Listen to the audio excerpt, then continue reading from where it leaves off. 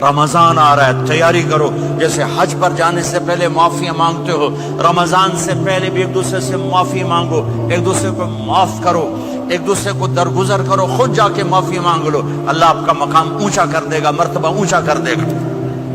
آخری رات اللہ تعالیٰ فرماتے ہیں جاؤ، تمہارے رات کی قیام اور دن کے روزے کے بدلے تمہیں سب کو معاف کر دیا.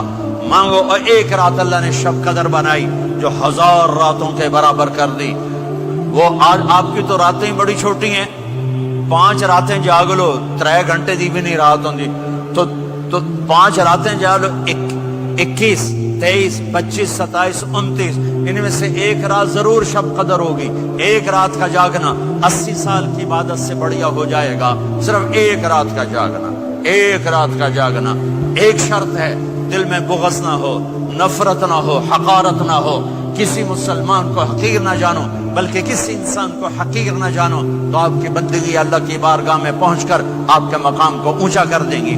تو عبادات میں ایک نماز ہے، پھر ایک روزہ ہے، پھر زکوٰۃ اور حج مالدار لوگوں کا فریضہ ہے، غریبوں کا نہیں ہے، متوسط طبقے کا نہیں ہے.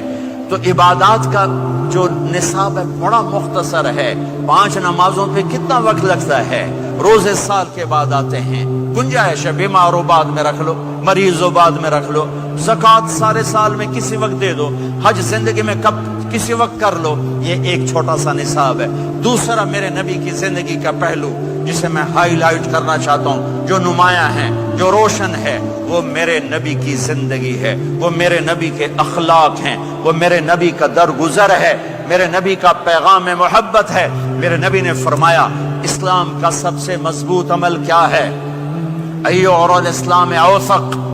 صحابہ نے کہا الصلاۃ، نماز. آپ نے کہا نہیں. جہاد؟ آپ نے کہا نہیں. روزہ؟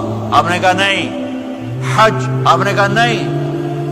اسلام کا سب سے مضبوط عمل کیا ہے؟ صحابہ نماز. جی نہیں. جہاد نہیں. روزہ نہیں. حج نہیں. اچھا یا رسول اللہ پھر کیا ہے؟ سنو غور سے، توجہ سے. میرے نبی نے فرمایا اسلام کا سب سے مضبوط عمل آپس میں محبت کرنا ہے. اللہ کے لیے محبت کرنا ہے، اللہ کے لیے محبت کرنا ہے، اللہ کے لیے محبت کرنا ہے.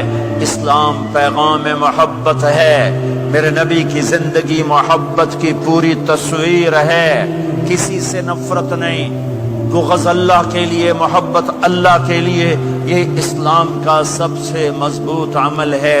میرے بھائیوں، میری بہنوں، اب دور دراز جگہ میں ہو، اب آپ یہیں کے، جن کے پاس پاسپورٹ ہیں وہ یہیں کے شہری ہیں. یہ آپ کا دیس ہے، یہ آپ کا وطن ہے، اسے محبت سے بھرو.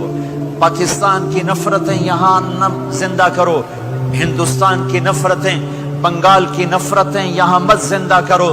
آپس میں امت بن کے رہو، مذہب کے نام پہ مت لڑو. یورپ میں یہ آگ لگی ہوئی ہے، میں بہت عرصے کے بعد آیا ہوں، مجھے نہیں پتا کہ یہاں مذہبی نفرت ہے یا نہیں ہے، لیکن چونکہ یورپ میں بہت دفعہ جانا ہوتا ہے، ہر سال ہوتا ہے، وہاں یہ جھگڑے، نفرتیں، ہماری مسجد تمہاری مسجد، ان کے پیچھے نماز نہیں، ان کے پیچھے نماز نہیں، یہ تو مسلمان ہی نہیں، یہ تو گستاخ رسول ہیں، یہ وہابی ہیں، یہ کافر ہیں. دیکھو میں ہاتھ جوڑتا ہوں، امت بن کے رہو، امت بن کے رہو، مومن بن کے رہو، مسلم بن کے رہو، مومنہ بن کے رہو، مسلمہ بن کے رہو. اختلاف رائے کو برداشت کرو.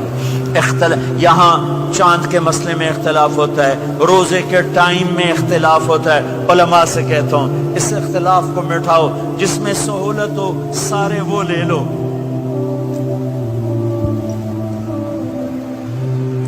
امت میں تفریق نہ پیدا کرو.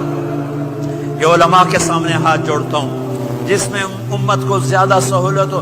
ما خیر بین امرین الا اختار ایسرہما. 2 کام جب میرے نبی کے سامنے ہوتے تھے، جو مشکل ہوتا تھا چھوڑ دیتے تھے، جو آسان ہوتا تھا لے لیتے تھے. تو میرے بھائی بہنوں، یہ مذہب کی نفرت پاکستان میں، بنگلہ دیش میں اور انڈیا میں آگ لگی ہوئی ہے. امت بن کے رہو، امت بن کے رہو.